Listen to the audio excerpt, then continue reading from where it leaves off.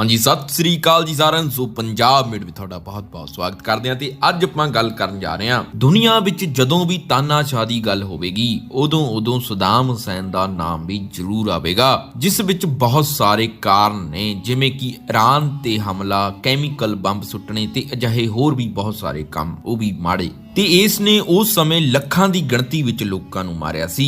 ਉਸ ਸਮੇਂ ਲੋਕ ਸਦਾਮ ਨੂੰ ਮਿਡਲ ਈਸਟ ਵਿੱਚ ਹਿਟਲਰ ਦੇ ਨਾਮ ਨਾਲ ਵੀ ਜਾਣਦੇ ਸੀ, ਕਿਉਂਕਿ ਇਹ ਦੂਜਾ ਹਿਟਲਰ ਸੀ ਤੇ ਇਸ ਬੀਜ ਨੂੰ ਅਮਰੀਕਾ ਨੇ ਆਪਣੇ ਫਾਇਦੇ ਲਈ ਬੀਜਿਆ ਸੀ।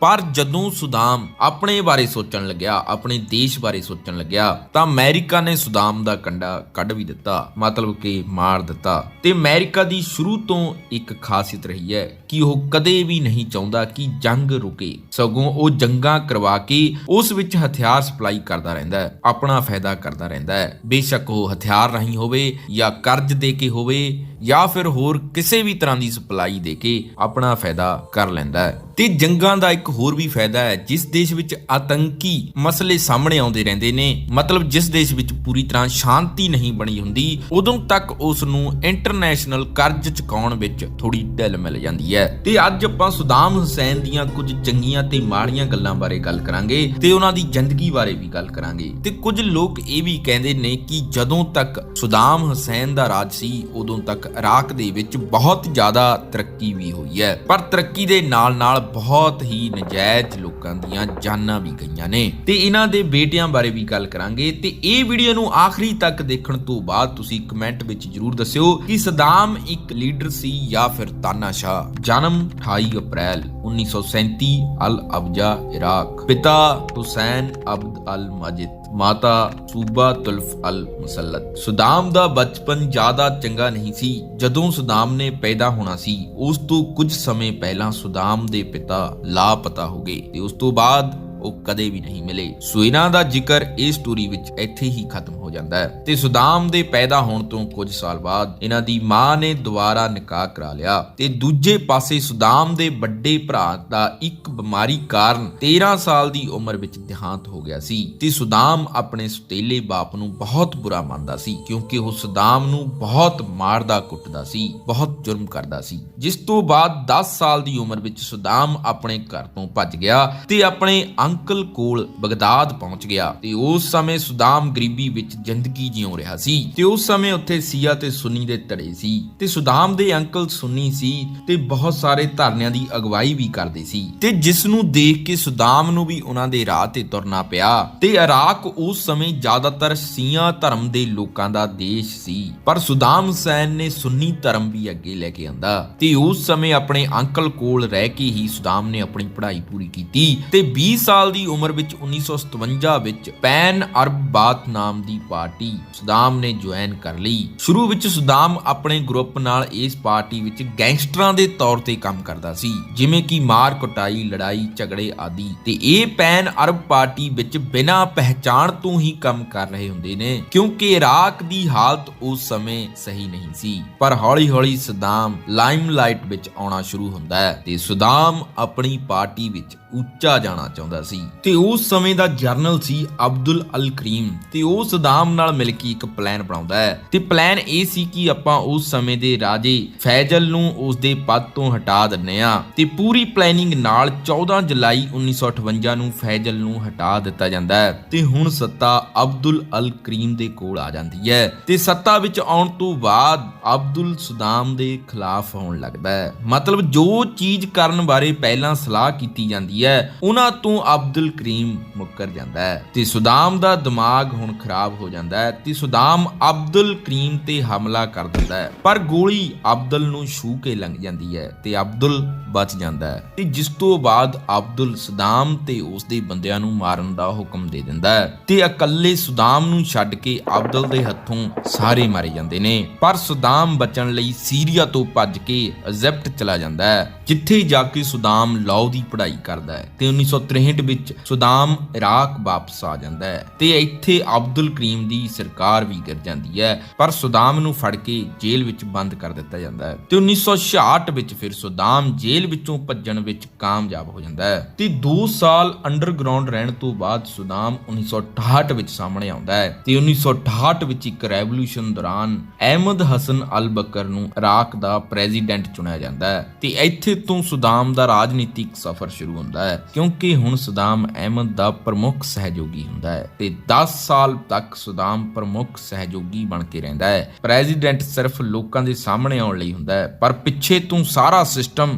ਸੁਦਾਮ ਸੰਭਾਲ ਰਿਹਾ ਹੁੰਦਾ ਹੈ ਤੇ 60 ਤੋਂ 70 ਦੇ ਦੌਰ ਵਿੱਚ ਇਰਾਕ ਵਿੱਚ ਬਹੁਤ ਵਿਕਾਸ ਹੋਇਆ। ਸਾਰੇ ਪਿੰਡਾਂ ਵਿੱਚ ਬਿਜਲੀ, ਪਾਣੀ, ਪੜ੍ਹਾਈ ਤੇ ਹੈਲਥ ਕੇਅਰ ਸਿਸਟਮ ਪਹੁੰਚਿਆ ਤੇ ਸੁਦਾਮ ਆਪਣੇ ਦੇਸ਼ ਵਿੱਚ ਵੇਚੇ ਤੇਲ ਤੋਂ ਵੀ ਬਹੁਤ ਜ਼ਿਆਦਾ ਪੈਸੇ ਕਮਾਉਣ ਲੱਗਿਆ ਤੇ ਸੁਦਾਮ ਨੇ 1979 ਵਿੱਚ ਮੌਕਾ ਦੇਖ ਕੇ ਅਹਿਮਦ ਅਲ ਬਕਰ ਨੂੰ ਅਸਤੀਫਾ ਦੇਣ ਲਈ ਮਜਬੂਰ ਕੀਤਾ ਤੇ ਅਹਿਮਦ ਦੇ ਅਸਤੀਫਾ ਦੇਣ ਤੋਂ ਬਾਅਦ ਸਾਰਾ ਕੰਟਰੋਲ ਸੁਦਾਮ ਦੇ ਹੱਥ ਵਿੱਚ ਆ ਗਿਆ ਸੀ। ਜਦੋਂ ਤੱਕ ਅਹਿਮਦ ਪ੍ਰੈਜ਼ੀਡੈਂਟ ਰਿਹਾ ਉਦੋਂ ਤੱਕ ਪਿੱਛੇ ਰਹਿ ਕੇ ਸੁਦਾਮ ਨੇ ਬਹੁਤ ਵਿਕਾਸ ਕੀਤਾ, ਪਰ ਹੁਣ ਅਹਿਮਦ ਦੇ ਅਸਤੀਫੇ ਤੋਂ ਬਾਅਦ ਸਾਰਾ ਕੰਟਰੋਲ ਜਦੋਂ ਸੁਦਾਮ ਦੇ ਹੱਥ ਵਿੱਚ ਆਇਆ ਤਾਂ ਅਮਰੀਕਾ ਵੀ ਬਹੁਤ ਖੁਸ਼ ਹੋਇਆ, ਕਿਉਂਕਿ ਉਹ ਵੀ ਸੁਦਾਮ ਨੂੰ ਜਿਤਾਉਣਾ ਚਾਹੁੰਦੇ ਸੀ ਤੇ ਸੁਦਾਮ ਦੇ ਜਿੱਤਣ ਤੋਂ ਬਾਅਦ ਸੁਦਾਮ ਨੇ ਪਹਿਲਾਂ ਆਪਣੇ ਸਾਰੇ ਵਿਰੋਧੀ ਮਾਰੇ ਤੇ ਉਸ ਤੋਂ ਬਾਅਦ ਅਮਰੀਕਾ ਨੇ ਵੀ ਕੁਝ ਲੋਕਾਂ ਦੇ ਨਾਮ ਦੀ ਲਿਸਟ ਦਿੱਤੀ ਤੇ ਸੁਦਾਮ ਨੇ ਅਮਰੀਕਾ ਲਈ ਵੀ ਬਹੁਤ ਸਾਰੇ ਲੋਕਾਂ ਦਾ ਕਤਲ ਕੀਤਾ ਤੇ ਜਿਸ ਦੇ ਬਦਲੇ ਇਰਾਕ ਵਿੱਚ ਕੈਮੀਕਲ ਵੈਪਨ ਦੀ ਫੈਕਟਰੀ ਲਗਾਈ ਗਈ, ਜੋ ਕਿ ਅੱਗੇ ਜਾ ਕੇ ਹਜ਼ਾਰਾਂ ਲੋਕਾਂ ਦੀ ਮੌਤ ਦਾ ਕਾਰਨ ਬਣੀ ਤੇ ਸੁਦਾਮ ਦੁਨੀਆ ਨੂੰ ਦਿਖਾਉਣ ਲਈ ਬਹੁਤ ਸਾਰੇ ਟੀਵੀ ਅਤੇ ਸ਼ੋਆਂ ਦੇ ਵਿੱਚ ਵੀ ਆਉਂਦਾ ਸੀ, ਜਿਸ ਵਿੱਚ ਉਹ ਗਰੀਬਾਂ ਨੂੰ ਪੈਸੇ ਵੰਡਦਾ ਹੁੰਦਾ ਸੀ, ਪਰ ਅਸਲ ਵਿੱਚ ਉਸਨੇ ਬਹੁਤ ਸਾਰੇ ਲੋਕਾਂ ਨੂੰ ਟਾਰਚਰ ਕੀਤਾ ਤੇ ਕੋਰਟ ਵਿੱਚ ਆਪਣੇ ਖਿਲਾਫ ਹੋਣ ਵਾਲੇ ਕੇਸ ਵੀ ਬੰਦ ਕਰਵਾ ਦਿੱਤੇ ਤੇ ਸੁਦਾਮ ਤੋਂ ਪਹਿਲਾਂ ਵਾਲੇ ਸਾਰੇ ਰਾਸ਼ਟਰਪਤੀ ਆਪਣੇ ਦੇਸ਼ ਦਾ ਪਹਿਰਾਵਾ ਪਾਉਂਦੇ ਸੀ, ਪਰ ਸੁਦਾਮ ਪੂਰੀ ਤਰ੍ਹਾਂ ਕੋਟ ਪੈਂਟ ਪਾ ਕੇ ਮਹਿੰਗੀਆਂ ਘੜੀਆਂ ਤੇ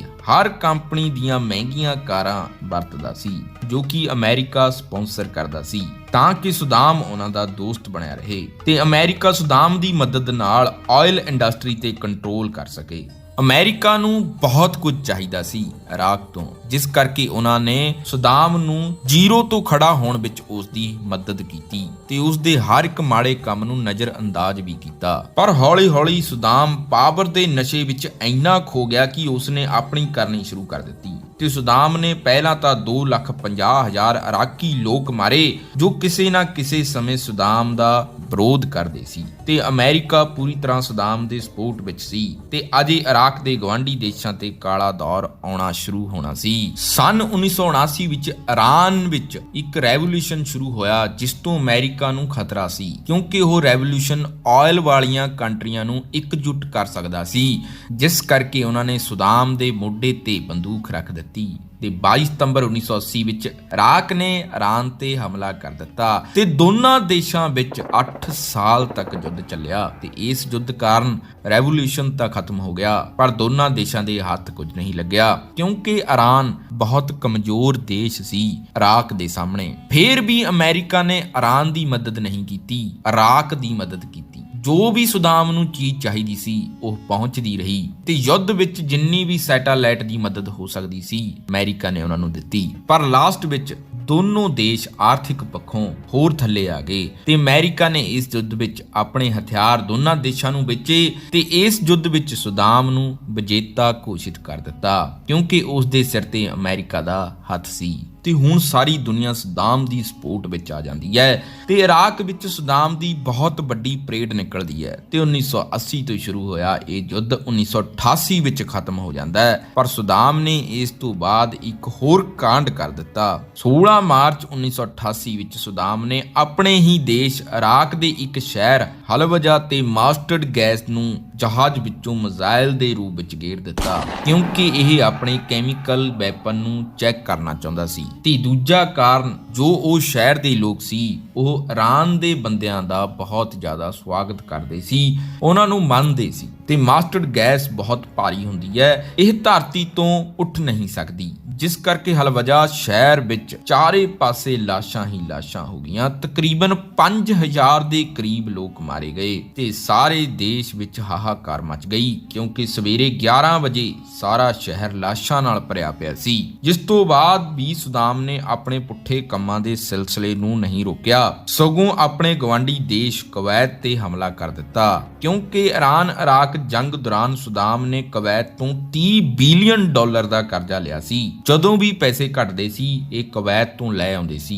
ਤੇ ਇਹਨਾਂ ਦਾ ਕਹਿਣਾ ਹੈ ਕਿ ਇੱਕ ਵਾਰ ਕੁਵੈਤ ਨੇ ਕਿਹਾ ਕਿ ਤੁਸੀਂ ਹਰ ਵਾਰ ਮੂੰਹ ਚੱਕ ਕੇ ਪੈਸੇ ਲੈਣ ਆ ਜਾਂਦੇ ਹੋ, ਇਹਨਾਂ ਨੂੰ ਦੇਣਾ ਕਦੋਂ ਹੈ? ਤੇ ਅਸੀਂ ਸੁਣਿਆ ਕਿ ਇਰਾਕ ਦੀਆਂ ਔਰਤਾਂ ਬਹੁਤ ਸੋਹਣੀਆਂ ਹੁੰਦੀਆਂ ਨੇ, ਸੋ ਕਦੇ ਸਾਨੂੰ ਵੀ ਦਿਖਾ ਦਿਓ। ਤੇ ਦੂਜਾ ਪੱਖ ਇਹ ਸੀ ਕਿ ਸਦਾਮ ਕੁਵੈਤ ਨੂੰ ਆਪਣਾ ਕਰਜ਼ਾ ਮਾਫ ਕਰਨ ਲਈ ਕਹਿਣ ਲੱਗਿਆ, ਜੋ ਕਿ ਨਾਮੁਮਕਿਨ ਸੀ। ਤੇ ਉਸ ਸਮੇਂ ਕੁਵੈਤ ਬਾਕੀ ਦੇਸ਼ਾਂ ਤੋਂ ਜ਼ਿਆਦਾ ਤੇਲ ਪ੍ਰੋਡਿਊਸ ਕਰ ਰਿਹਾ ਸੀ, ਉਹ ਵੀ ਘੱਟ ਕੀਮਤ ਤੇ ਉਸ ਕਾਰਨ ਵੀ ਸਦਾਮ ਥੋੜਾ ਜਿਹਾ ਟੈਨਸ਼ਨ ਵਿੱਚ ਸੀ। ਜਿਸ ਤੋਂ ਬਾਅਦ ਸਦਾਮ ਨੇ 1990 ਵਿੱਚ ਕੁਵੈਤ ਤੇ ਹਮਲਾ ਕਰ ਦਿੱਤਾ ਤੇ ਸਦਾਮ ਨੇ ਸੋਚਿਆ ਕਿ ਹੁਣ ਅਮਰੀਕਾ ਵਰਗੀ ਪਾਵਰ ਮੇਰੇ ਨਾਲ ਹੈ, ਮੈਂ ਕੁਵੈਤ ਨੂੰ ਤਾਂ ਦੱਬ ਹੀ ਲਵਾਂਗਾ। ਤੇ ਵਰਲਡ ਲੈਵਲ ਤੇ ਸਦਾਮ ਨੇ ਇਹ ਬਿਆਨ ਦਿੱਤਾ ਕਿ ਕੁਵੈਤ ਇਰਾਕ ਦਾ ਹੀ ਹਿੱਸਾ ਹੈ, ਜੋ ਕਿ ਸਦਾਮ ਨੇ ਕਿਸੇ ਪੁਰਾਣੀ ਕਿਤਾਬ ਵਿੱਚ ਇਹ ਪੜ੍ਹਿਆ ਸੀ। ਤੇ ਹੁਣ ਮੈਂ ਕੁਵੈਤ ਤੇ ਇਰਾਕ ਨੂੰ ਮਿਲਾ ਕੇ ਹੀ ਹਟਾਂਗਾ, ਕਿਉਂਕਿ ਇਹ ਸਾਡਾ ਹੱਕ ਬਣਦਾ ਹੈ। ਤੇ 1990 ਵਿੱਚ ਕੁਵੈਤ ਵਿੱਚ ਪੂਰੀ ਸਰਕਾਰ ਹੀ ਸਦਾਮ ਨੇ ਆਪਣੀ ਜਮਾ ਦਿੱਤੀ ਤੇ ਜੋ ਹਿੱਸਾ ਕੁਵੈਤ ਦਾ ਇਰਾਕ ਵਾਲਾ ਸੀ ਉਹ ਇਹਨਾਂ ਨੇ ਦੱਬ ਲਿਆ। ਤੇ 8 ਅਗਸਤ 1990 ਸਦਾਮ ਦਾ ਬਿਆਨ ਸੀ ਕਿ ਹੁਣ ਦੋ ਦੇਸ਼ ਮਿਲ ਕੇ ਹੀ ਇਰਾਕ ਬਣਾਉਣਗੇ, ਜਿਸ ਬਿਆਨ ਨੇ ਪੂਰੀ ਦੁਨੀਆ ਨੂੰ ਹਿਲਾ ਕੇ ਰੱਖ ਦਿੱਤਾ। ਤੇ ਹੁਣ ਪੂਰੀ ਦੁਨੀਆ ਹੈਰਾਨ ਹੋ ਗਈ ਸੀ, ਕਿਉਂਕਿ ਹੁਣ ਸਦਾਮ ਬਿਨਾਂ ਸਿਰ ਪੈਰ ਤੋਂ ਹੀ ਕਿਸੇ ਵੀ ਦੇਸ਼ ਤੇ ਹਮਲਾ ਕਰ ਰਿਹਾ ਸੀ। ਤੇ ਅਮਰੀਕਾ ਨੂੰ ਵੀ ਹੁਣ ਲੱਗਣ ਲੱਗਿਆ ਸੀ ਕਿ ਸਦਾਮ ਤੇ ਇਰਾਕ ਨੂੰ ਇਸ ਤੋਂ ਉੱਤੇ ਨਹੀਂ ਜਾਣ ਦੇਣਾ ਚਾਹੀਦਾ, ਨਹੀਂ ਤਾਂ ਇਹ ਸਾਡੇ ਲਈ ਬਹੁਤ ਹੀ ਮਾੜਾ ਸਾਬਤ ਹੋ ਸਕਦਾ ਹੈ। ਤੇ ਜਿਸ ਤੋਂ ਬਾਅਦ ਨੇਸ਼ਨ ਸਿਕਿਉਰਿਟੀ ਨੇ ਸਦਾਮ ਤੇ ਇਰਾਕ ਤੇ ਬਹੁਤ ਸਾਰੀਆਂ ਪਾਬੰਦੀਆਂ ਲਗਾ ਦਿੱਤੀਆਂ, ਜਿਵੇਂ ਕਿ ਇਰਾਕ ਨੂੰ ਕੋਈ ਵੀ ਚੀਜ਼ ਕੋਈ ਵੀ ਦੇਸ਼ ਇੰਪੋਰਟ ਨਹੀਂ ਕਰੇਗਾ, ਐਕਸਪੋਰਟ ਨਹੀਂ ਕਰੇਗਾ, ਜਦ ਕਿ ਇਰਾਕ ਕੋਲ ਜ਼ਿਆਦਾ ਮਾਤਰਾ ਵਿੱਚ ਆਇਲ ਸੀ। ਤੇ ਤੁਹਾਨੂੰ ਦੱਸ ਦਈਏ ਕਿ ਉੱਥੇ ਤੇਲ ਸਸਤਾ ਹੈ ਤੇ ਪਾਣੀ ਦੀ ਬੋਤਲ ਮਹਿੰਗੀ ਹੈ ਤੇ ਬਾਕੀ ਸਾਰੀਆਂ ਚੀਜ਼ਾਂ ਉਸ ਨੂੰ ਬਾਹਰ ਤੋਂ ਮੰਗਵਾਉਣੀਆਂ ਪੈਂਦੀਆਂ ਨੇ, ਜਿਸ ਕਰਕੇ ਇਰਾਕ ਨੂੰ ਥੋੜਾ ਜਿਹਾ ਝਟਕਾ ਲੱਗਿਆ। ਤੇ ਅਮਰੀਕਾ ਨੇ ਫਿਰ ਕਿਹਾ ਕਿ 15 ਜਨਵਰੀ 1991 ਤੱਕ ਇਰਾਕ ਕੁਵੈਤ ਦਾ ਹਿੱਸਾ ਛੱਡ ਜਾਵੇ, ਨਹੀਂ ਤਾਂ ਫਿਰ ਨਤੀਜਾ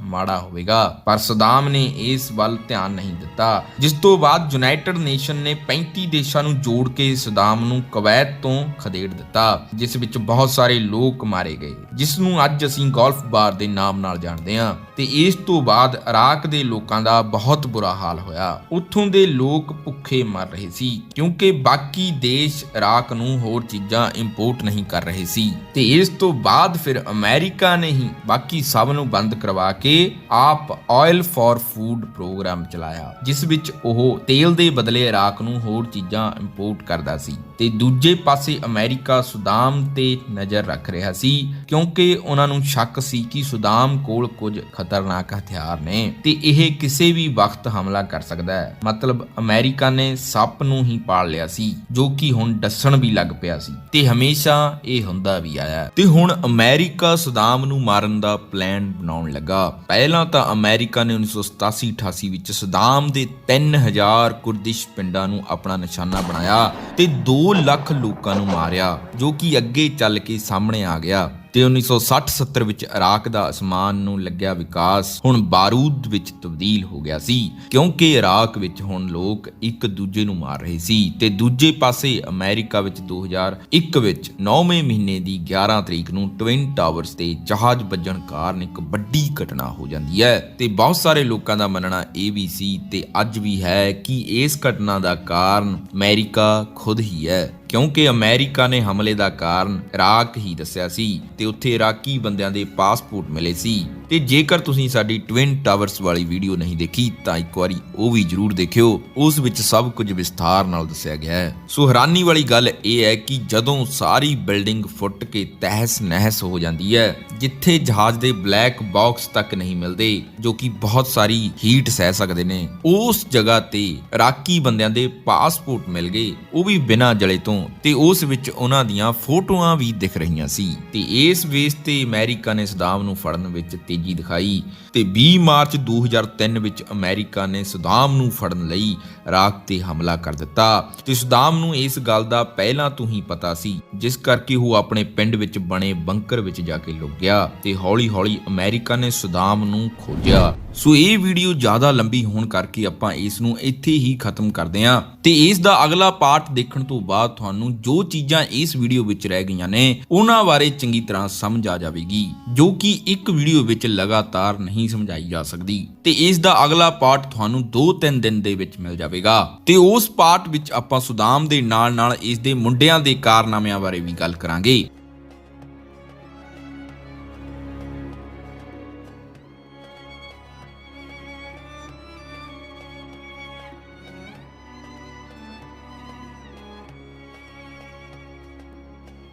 ਸੋ ਇਹ ਇਨਫੋਰਮੇਸ਼ਨ ਤੁਹਾਨੂੰ ਕਿਵੇਂ ਦੀ ਲੱਗੀ ਸਾਨੂੰ ਲਾਈਕ ਤੇ ਕਮੈਂਟ ਕਰਕੇ ਜ਼ਰੂਰ ਦੱਸਿਓ ਤੇ ਨਾਲ ਦੀ ਨਾਲ ਇਹ ਵੀਡੀਓ ਨੂੰ ਵੱਧ ਤੋਂ ਵੱਧ ਸ਼ੇਅਰ ਜ਼ਰੂਰ ਕਰ ਦਿਓ ਤਾਂ ਜੋ ਇਹ ਇਨਫੋਰਮੇਸ਼ਨ ਜ਼ਿਆਦਾ ਤੋਂ ਜ਼ਿਆਦਾ ਲੋਕਾਂ ਤੱਕ ਪਹੁੰਚ ਸਕੇ। ਤੇ ਹਰ ਰੋਜ਼ ਮੋਟੀਵੇਸ਼ਨ ਦਾ ਡੋਜ਼ ਲੈਣ ਲਈ ਸਾਨੂੰ ਇੰਸਟਾਗ੍ਰਾਮ ਤੇ ਫੋਲੋ ਜ਼ਰੂਰ ਕਰਿਓ, ਉੱਥੇ ਹਰ ਰੋਜ਼ ਮੋਟੀਵੇਸ਼ਨ ਦਾ ਡੋਜ਼ ਮਿਲਦਾ ਹੈ। ਤੇ ਨਵੇਂ ਦੋਸਤਾਂ ਨੂੰ ਬੇਨਤੀ ਹੈ ਕਿ ਹੋ ਸਕੇ ਤਾਂ ਚੈਨਲ ਸਬਸਕ੍ਰਾਈਬ ਕਰ ਲਿਓ ਤੇ ਨਾਲ ਦੀ ਨਾਲ ਬੈਲ ਦਾ ਬਟਨ ਜ਼ਰੂਰ ਦਬ ਲਿਓ ਤਾਂ ਜੋ ਸਾਡੀ ਨਵੀਂ ਵੀਡੀਓ ਤੁਹਾਡੇ ਕੋਲ ਸਭ ਤੋਂ ਪਹਿਲਾਂ ਪਹੁੰਚ ਸਕੇ। ਥੈਂਕ ਯੂ, ਧੰਨਵਾਦ।